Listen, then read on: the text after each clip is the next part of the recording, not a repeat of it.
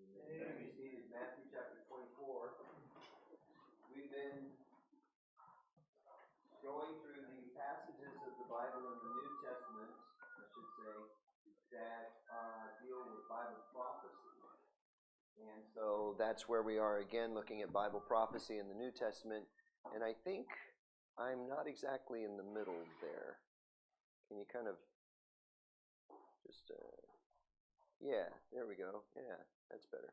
Okay, so we're going to look at verses 43 through 51, Matthew 24, verses 43 through 51. And I just want to read through that and just kind of make some comments on it and then move on. There's a lot more, by the way. There's a lot more, and I'm not trying to shamelessly plug the book, but I'm only giving so much information in the class here because of time trying to get through the information. There's a lot more information available to you in the book. If you like books, that's fine. But if I could encourage you to buy the ebook for something like this, it'd be very helpful. Because let's say you want to learn about the rapture, you could just search on the word rapture and read everything that's in the book on the word rapture. And you say, well, why do I want to read all your thoughts on the rapture? You don't, but it'll give you a lot of verse references to go to, and you can read that on your own. So I would recommend that you do that. Matthew 24, verses 43 through 51. But know this, that if the goodman of the house had known in what watch the thief would come, he would have watched and would not have suffered his house to be broken up. Therefore, be ye also ready, for in such an hour as ye think not, the Son of Man cometh. Who then is a faithful and wise servant, whom his Lord hath made ruler over his household, to give them meat in due season? Blessed is that servant, whom his Lord, when he cometh, shall find so doing. Verily I say unto you, that he shall make him ruler over all his goods.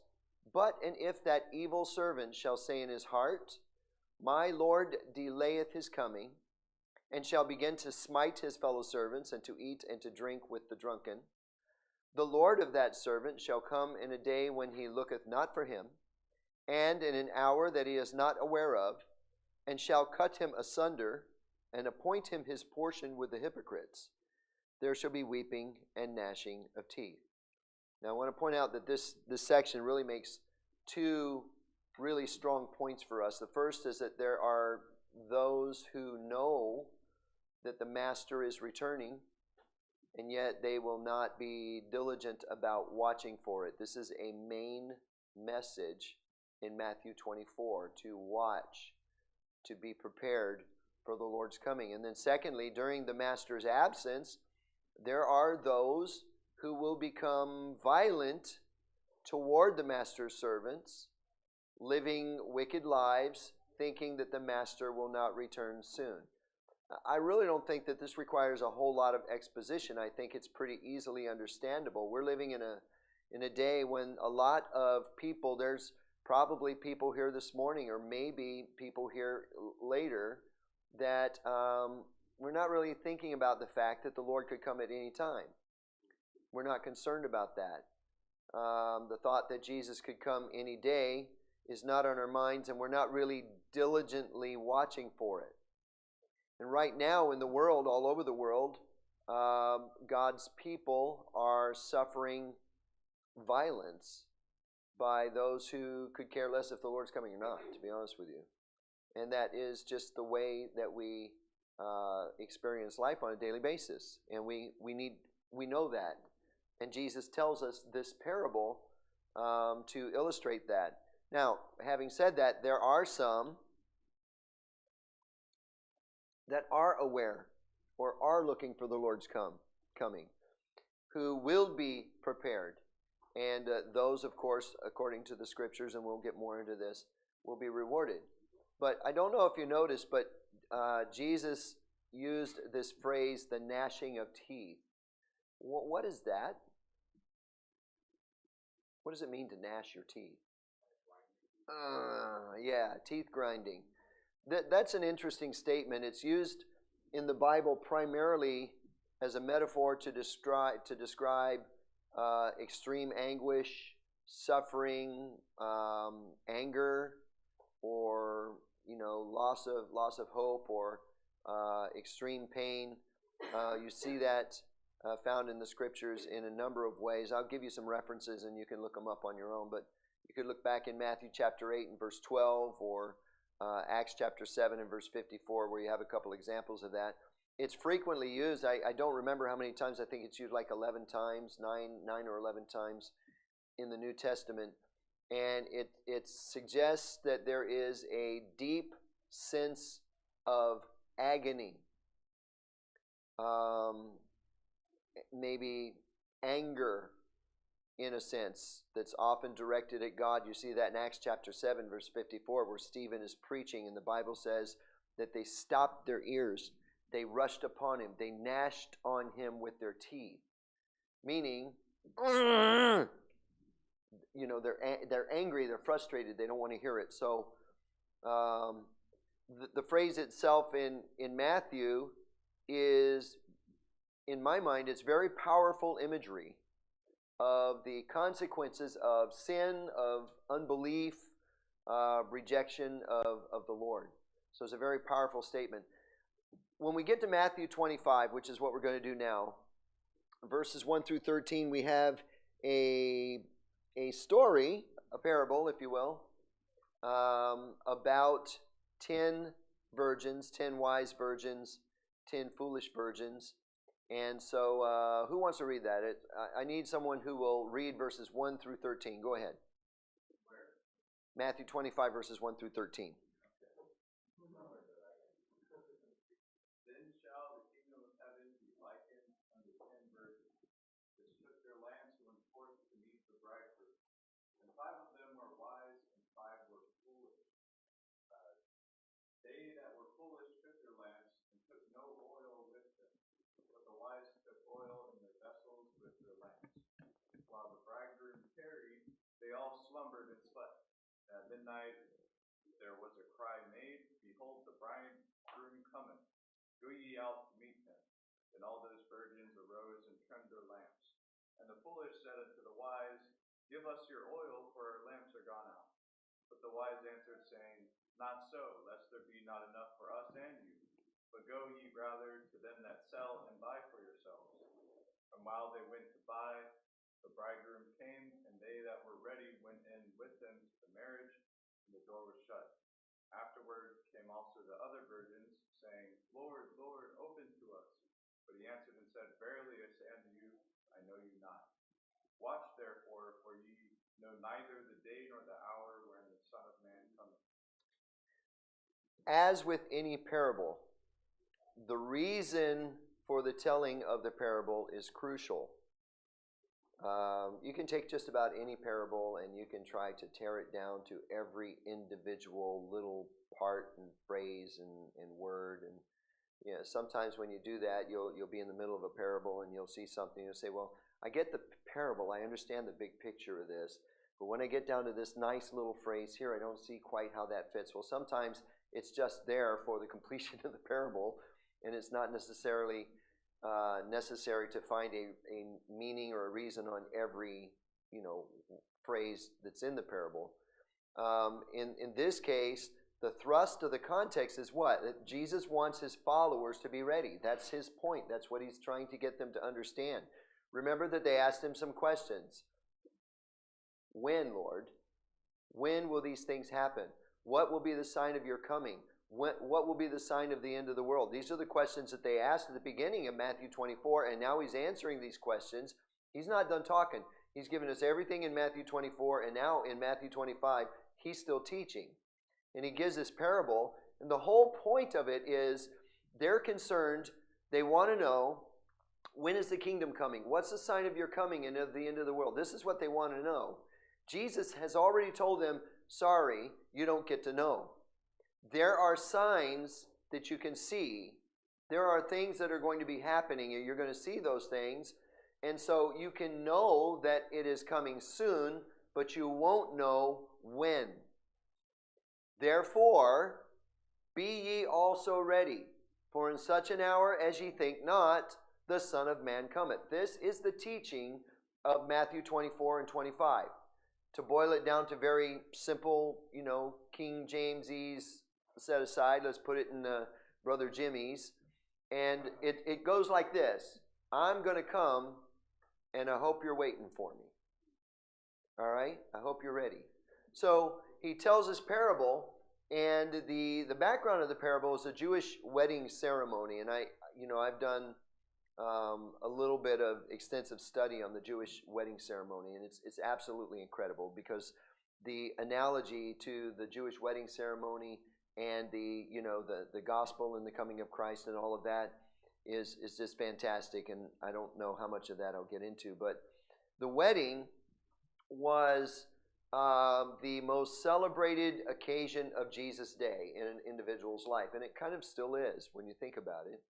I know high school graduation was a big deal, but getting married was far bigger, right? You say, well, the biggest one is salvation, and that's true, but I'm talking about as events that we experience. The wedding is the biggest one. And so almost in Jesus' day, you read in the Bible and you read about the city of Nazareth, or the city of Capernaum, or what. If you look at it and you do a little research and you find out about the size of these places, you're like, oh, why are they calling that a city? Well, because that's what they called it back in the first century, so that's the word that they used. But in reality, they were small communities. And everyone in Nazareth probably knew everyone else in Nazareth. You see what I'm saying? Everyone in Capernaum would know everyone else in Capernaum, because they were small communities, and everybody knew everyone and knew everything about everything. So that's kind of an important point, and I'll come back to that. So if you had a wedding, almost all of the town would be included in some way. Now, the Jewish marriage ceremony, for lack of better terms, there were several aspects to that. I want to go over a few here. And the first one's called a betrothal. And this is, today we would call it an engagement, but we don't take the engagement as serious as they did. What would happen is, in many cases, two fathers or two families would get together, and they would arrange for the marriage, and that betrothal amounted to basically a marriage contract. And at this point, the couple typically had very little involvement, and sometimes they didn't even really know each other. Like I said, in the same town, you would know everyone, but there's a difference between knowing someone and really knowing them, to want to marry them, know them, someone. And so they may not even, they may have, known each other as kids, but the thought of getting married might not have even been in their minds up to this point. So they would enter the betrothal period, and to do that, the bride and the groom would then exchange vows with their friends and their family as witnesses. And at that point, they were considered legally married, but they didn't live together yet. It was taken so serious that if the groom died during this time period, then the woman was considered a widow. And it was during this time period there would be this examination of things. If they found that there was some discretion on one part or the other, there could be a divorce, but it would require legal paperwork in order for that to happen. This is what we see in Matthew chapter 1, where Joseph is thinking about putting her away privily. He wanted to do it privately because he did love her, and he didn't want to see her get stoned, which was a real possibility in cases of infidelity in a marriage ceremony. So the betrothal was a very serious thing. So in the parable, you've got these 10 virgins, and they're in a house, and they're waiting for the bridegroom to come, okay? And this is during the betrothal period. So there was the second phase, or the second thing I want to point out, is the preparation that would be taking place during this time, because the couple would enter into this special time of reflection and examination. And during this time, the bride would be preparing herself. She would be getting herself ready for marriage. You may remember back to the book of Esther. Does anybody know what Esther did to get prepared to win the beauty contest that she won hands down, by the way? She soaked herself in oil for 6 months and then soaked herself in perfume for 6 months. And I got to tell you, you can take an ugly mountain boar and soak that thing in oil for 6 months and perfume for 6 months, and it's going to look good, okay? So she won. And yeah, so this is what the bride would do. She would be making herself, getting herself prepared for the bridegroom to come, waiting and preparing. Spiritually speaking, are we not supposed to be doing the same? Right? Then the bridegroom, he would be doing what? He would be she's preparing herself, but he is preparing the home. Now, in a very real way, that meant that that young man would be getting the house ready, buying the furniture, getting internet hooked up, finding a good car, and all those things that we do to get ready, to prepare for a home. He would be doing that. And when he was ready, what is she doing? Waiting. Expectantly, hopefully, waiting. When he feels that all things are prepared, and by the way, he doesn't make the call. His father says, all right, son, I think you got everything ready enough. Go get your lady. You see the picture there? So this is the background. This is the culture behind what we see in the parable. The wedding feast is the third thing that you would consider in this period. It's the end of the betrothal period. Usually, the entire community would be involved.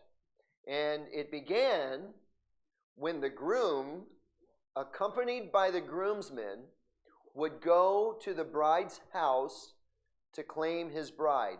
Now, they could do it anytime.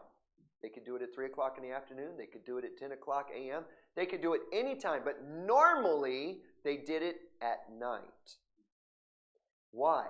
Because you got this big parade. I mean, just the aesthetics are beautiful. You got all these people with all their lamps, and they're going there to get the bride, and then they take her back to the father's house. It's a very beautiful ceremony that they experience, and it's at night with the lamps and all of that. Well, in the parable, what happens? He goes at night, and 5 of these ladies don't have oil. They're not ready. They haven't been thinking, he could come at any time, but it'll be in the future. We got time to go get oil. And so this is the background. The groom's party would come, and they would take the bride's party, and they would parade through the streets proclaiming that the wedding feast was about to begin. And at the end of the feast, then a close friend of the groom took the bride's hand, placed it in the groom's hand, and the couple would then be escorted to a room where they would be left alone together.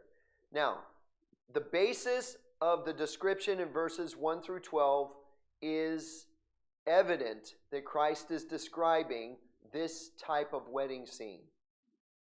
And during the betrothal, but before the parade. All right?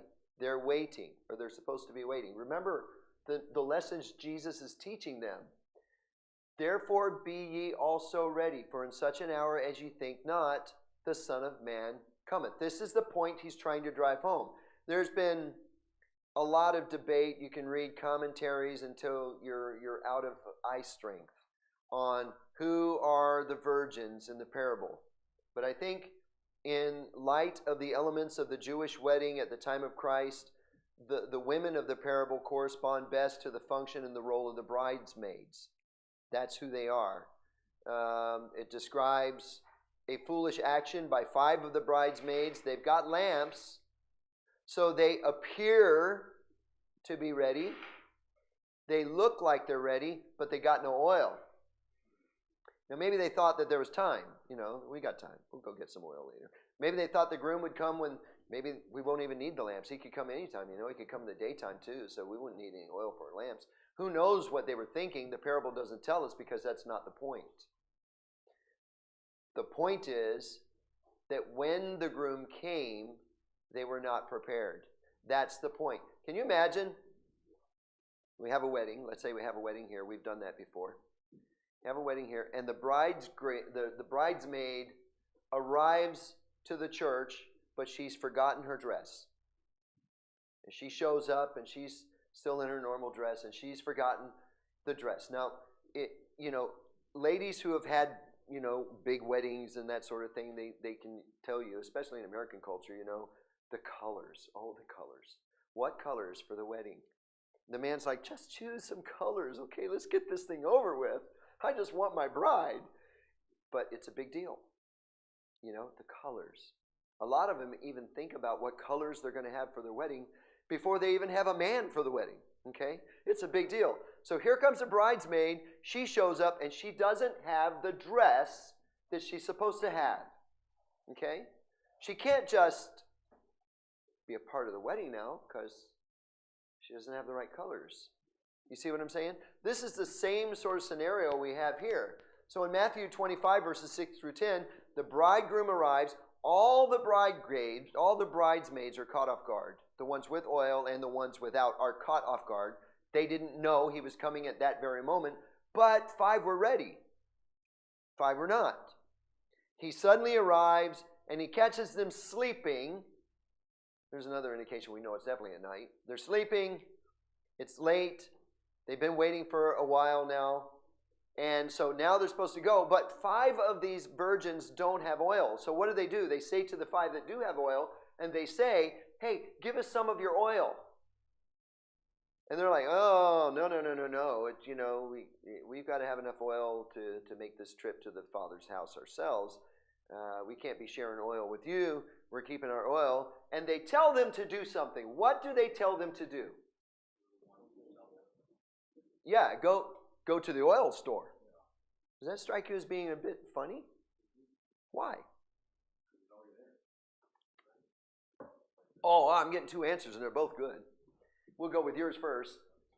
It's midnight. What kind of oil store guy is going to have his oil store open at midnight? But then you said, why do we know that?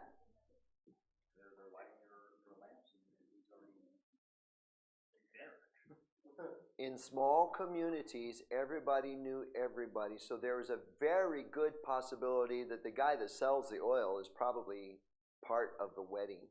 Okay? There's a good possibility of that.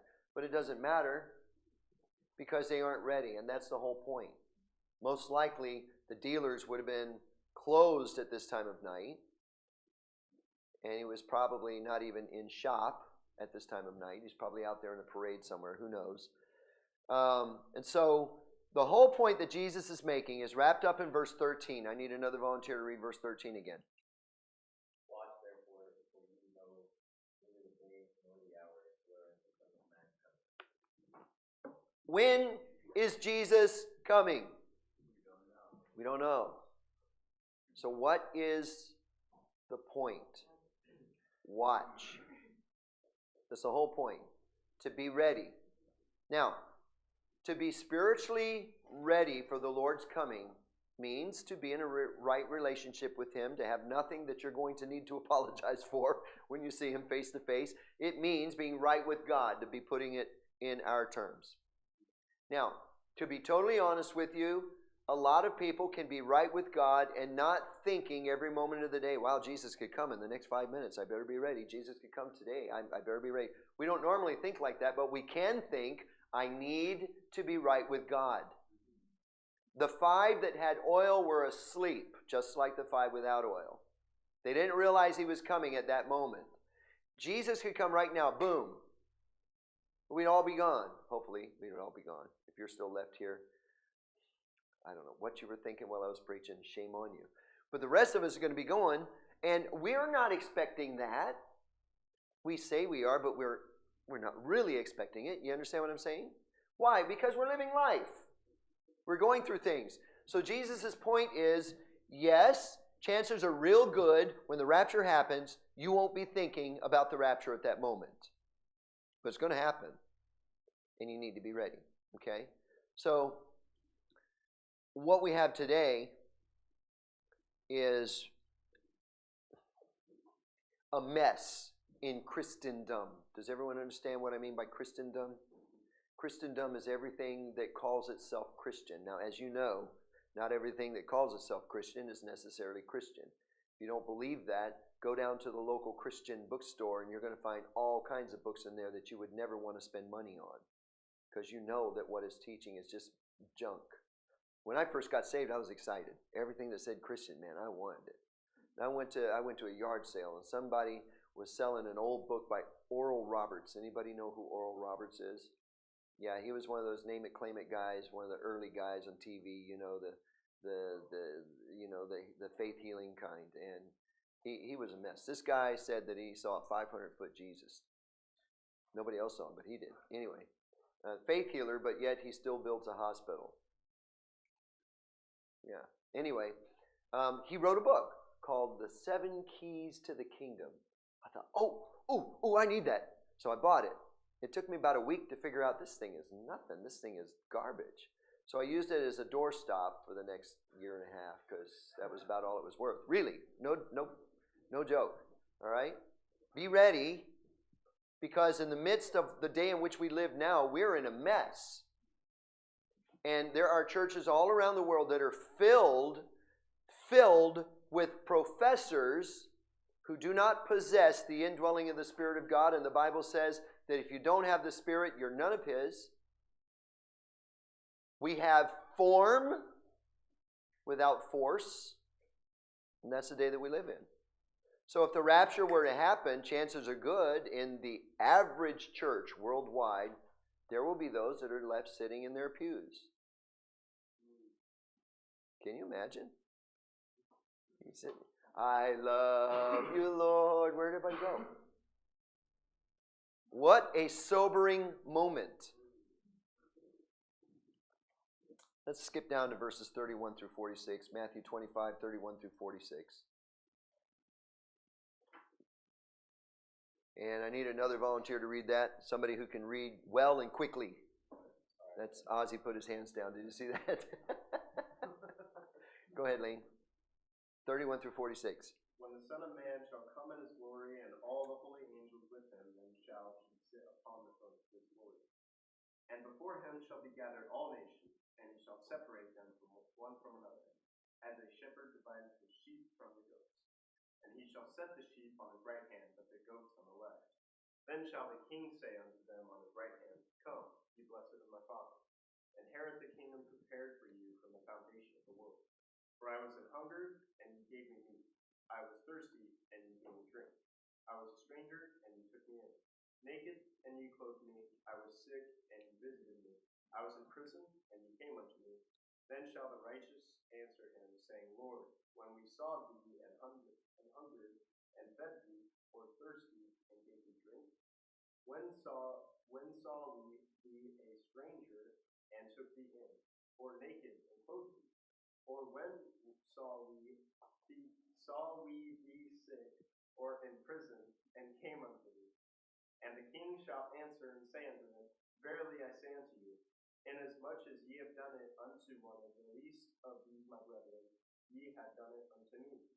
Then shall he say also unto them on the left hand, Depart from me, ye cursed, into the everlasting fire, prepared for the devil and his angels. All the way to the end of the chapter. For I was hungered, and ye gave unto me, and ye gave me no meat. I was thirsty, and ye gave me no drink. I was a stranger, and ye took me not in. Naked, and ye clothed me not. Sick, and in prison, and ye visited me not. Then shall they also answer him, saying, Lord, when we saw we thee, and hungered, or athirst, or a stranger, or naked, or sick, or in prison, and did not minister unto thee? Then shall he answer them, saying, Verily I say unto you, inasmuch as ye did it not to one of the least of these, ye did it not to me. And these shall go away into everlasting punishment, but the righteous until life eternal. All right, I need 3 volunteers.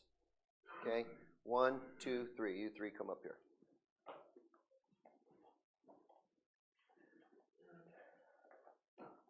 Now, y'all 3 just kind of line up here. Line up over here. For the sake of this illustration, of these 3 guys, 2 of them have never heard the gospel before. These 2. This one has heard the gospel, and he has rejected it, and he's going straight to, the gospel, and he is saved. All right? Now, Jesus comes in the rapture. This is before the tribulation, yes? Yes. And he calls his children home, so you're gone. You can go now. Okay? Don't sit down yet. You're going to be back up here. All right? 7 years of tribulation. During the 7 years of tribulation, these guys both get a chance to hear the gospel. One of them gets saved. The other one does not. Wait. Don't go anywhere. You didn't get raptured. Get back up here. You're a tribulation saint. Now, most of the tribulation saints are going to die, but not all of them die. Some of them make it to the end. Okay? Now, at the end of the tribulation, Jesus comes again. When he does, all the saints will come with him. So, Mr. Saint, you come with him. But understand that this saint, this fine-looking saint, is glorified. These guys are not. But he's glorified. Now, don't get too upset. You're saved, so you're okay. You're in deep, deep kimchi, sir. Okay? So he comes back. You come up here now. You're glorified. Okay? High five. Yeah, okay. And the Lord comes back, and then he sets up the judgment of the nations. All right? The judgment of the believer has already happened. He's glorified. Go over there, sit down. So for 1,000 years, he's ruling and reigning with Christ. The judgment of the nations happens, and Jesus separates them, the sheep from the goats. Right? So let's do a little separation here. Okay, don't separate too far. I want you to stay on camera because I want everybody to see your lost condition, okay? All right? Now, they're not glorified. He's a believer, but he's not glorified. So the judgment of the nation happens, and what happens to the goats? Depart from me, ye cursed, into everlasting fire prepared for the devil and his angels. And then he tells them why. So you're out of here. He gets to go into the millennial kingdom, but he's still not glorified. He's just a natural guy. He's saved. He goes in the millennial kingdom, right? But he's not glorified. Now, this is going to be happening many times over at the end of the millennium for people like that. So you guys can go sit down, because now I want you to understand that before we get into the millennial kingdom, we're going to go into the millennium with 2 kinds of Christians, the ones who have been glorified and the ones who have not. The ones who have not been glorified, they're going to marry, they're going to have families, there's going to be nations, things are going to go on, but there's not going to be any outward sin. No outward sin. I don't know why you're excited. You know what just happened to you. He should be excited, but understand this, that when he gets married and he has kids, what those kids are when they're born is what? Sinners. You remember a few weeks ago we talked about in Isaiah, 100 years? And the sinner at the 100 years would be accursed. Outwardly, they can't sin. Jesus won't allow it. But inside the heart, they're still little wicked sinners. Right? So Jesus tells us about the judgment of the nations at the end. And we have to distinguish between this judgment and the other judgments. This is not the great white throne judgment where all the dead are called forth. This is different. These are all living people who lived through the tribulation, because it's going to be bad. 3/4 of the world's population, saved or unsaved, they're going to be dead. And when they come through the other end, Jesus is going to separate them as a shepherd would separate the sheep from the goats. And the goats are cast into hell. Depart from me, ye cursed, into everlasting fire prepared for the devil and his angels. But the righteous go on into eternal life. They go on into the millennial kingdom. Does everybody understand me so far? I want to stop there and come back to that point because this gets even more technical. And we're going to look at what he said a little bit more clearly next week. All right? So we'll stop there. Any questions? We got just a couple of minutes. Does anybody have any questions on any of that before we go any further? What proof texts support that understanding? Just because, like, where could I look? Well, you could start with the passage we're looking at. But from that passage alone, I don't know, you can't make that timeline, can you? Just from that passage alone, at least I can't understand. Okay, all right. If all you read was just those verses, you're right. It would be difficult to know when this event occurs. But what helps us?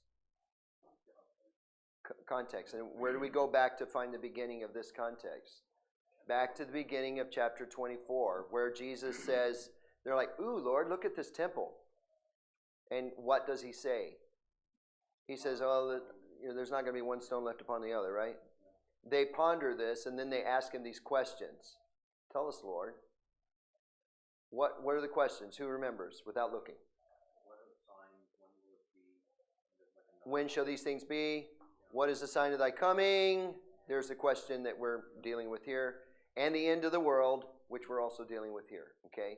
So as we went through Matthew 24, I showed you that in Matthew 24, when it talks about they'll see the sign of his coming, that's at the end of the tribulation. That cannot possibly be the rapture, because the rapture happens at the beginning of the tribulation.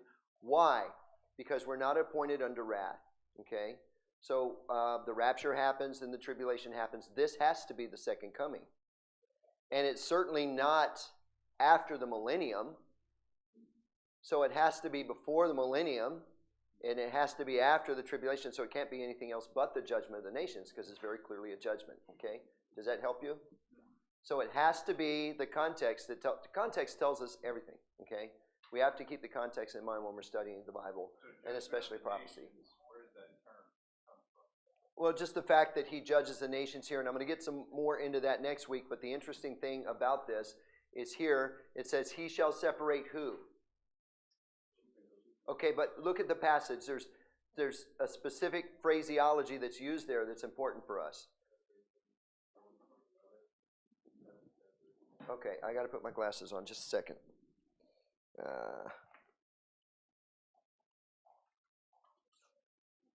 Verse 32, and before him shall be gathered all nations. Interestingly, in the Greek, the word nation is the word ethnos. Now you're saying, why are you excited about ethnos? I mean, it sounds like ethnic. Well, you're right. That's where we get the word ethnic. Ethnos in the Bible never is used for the Jewish people. It's only used for the Gentiles. Remember I said early on that the Jews would get their own judgment, that they're not a part of the judgment of the nations. We're going to talk about that too. Any other questions? All right, well, let's close in prayer. Angel, close us in prayer, and then we'll be dismissed.